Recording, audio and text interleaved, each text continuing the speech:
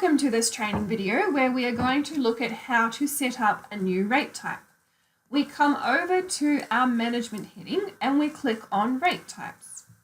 We can now see all of the room types that we have created, and you will have an add rate button on the right. So we click add rate to add a new rate type. We then need to enter our rate name. We then select our minimum length of stay from the drop down.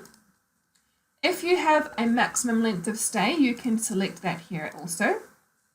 And then finally, our advanced purchase period. So if you are creating an advanced purchase, then you can select the number of days in advance from this drop down. If you have inclusions, you can select them here. And then finally, we have our default value proposition, which is a short message to point out the selling features of this rate in room. We then click submit to save.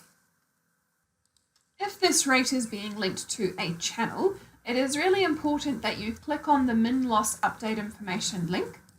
This will give you information about the channels that do and do not accept the minimum length of stay restrictions that you have set in the Levart rate type.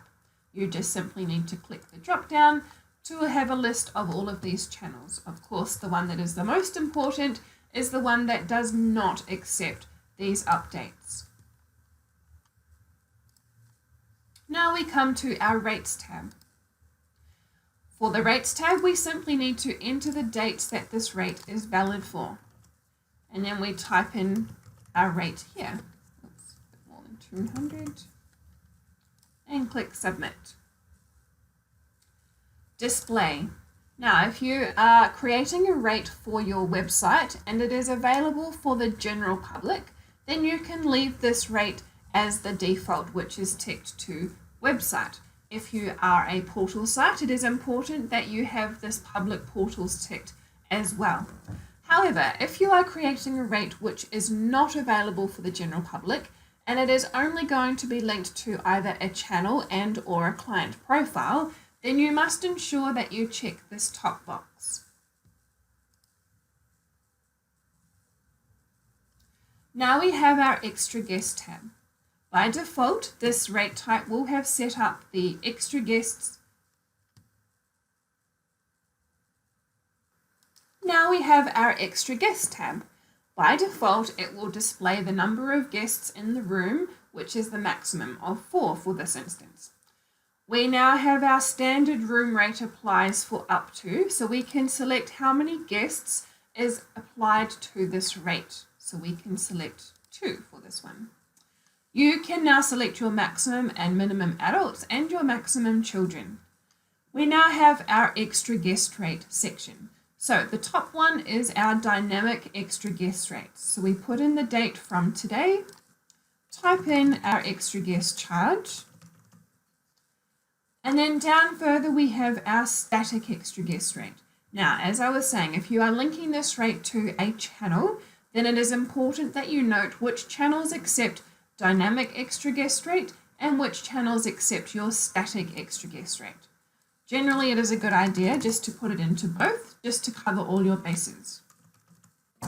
You can check which channels are updated using the following by simply clicking these drop downs.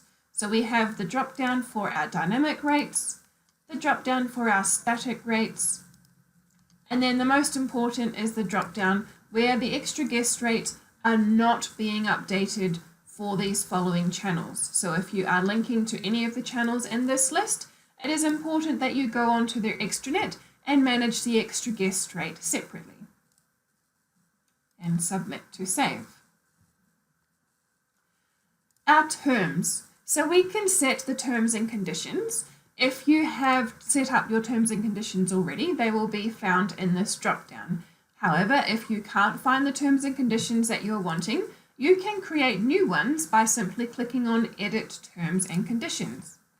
In here, you can create a new set of terms and conditions by clicking on the plus button. As simple as typing in the name of the terms and conditions and then adding your deposit and payment policy and your cancellation policy. And once you have completed, ensure you click Submit to save. You can then either take the quick link back to the terms and conditions page, or you can click the link to go back to the rate setup. If you have value-added items, you can add these to the rate by going to your Packages tab. It's as simple as simply checking the box for the value-added items that you want to assign to this rate type. Our final step is our Availability tab. This is where it gives you the option to add a sale period restriction. You simply check the box and submit to save. You then need to just enter the dates for the sale period. If you do not enter any dates, this rate will not be bookable as there are no sale periods active. So it is important that if you have checked the box that you are aware that you need to either enter dates or the rate will be unavailable for booking on the booking engine. Now we are going to look at how to create a derived rate. So we come back to our rates page and we click on the plus rate button again. We then type in the name of our rate, enter our minimum length of stay. If we have a maximum length of stay and an advanced purchase period, we can enter that in here. We enter our default value proposition and click Submit to save. We're now going to skip across to our Derived tab. So we click on Derived. Now we need to select our base rate. So we click the drop down to find the rate that we want to link this one to. So we're going to select our deluxe apartment best available rate. And then we need to add the addend or the multiplier derivation rules. So we're going to make this rate 20% cheaper than our best available rate. So we click Submit to save. It will come up with a warning, so you just need to click OK to proceed. Now you'll see that we have a display discount option. So we're going to check this box, which means that on the booking engine, it will show the full price, which is the best available rate, with a slash through, and then it will show the 20% discounted rate underneath. Now, if we go back to our rate types page, we can see that we now have our best available rate, which has a B in brackets, which stands for base rate. And then we have our derived rate, which has a D in brackets, which stands for derived. Now you will be able to see that once we click the trash can for our base rate, it's not going to let us because it is linked to our derived rate. So we would need to come back to our rate types and we would have to first delete our derived rate before we can then delete our best available rate. You can hide the rates from the list on this rate types page and from the calendar by simply checking the hide icon and clicking Submit to save. If you want to see the rates again, just simply click the Show All button and they will display again. And if you want to unhide them, just unclick the icon. If you have any problems creating a rate or you have any questions regarding this video, please feel free to contact our support team who are always happy to assist.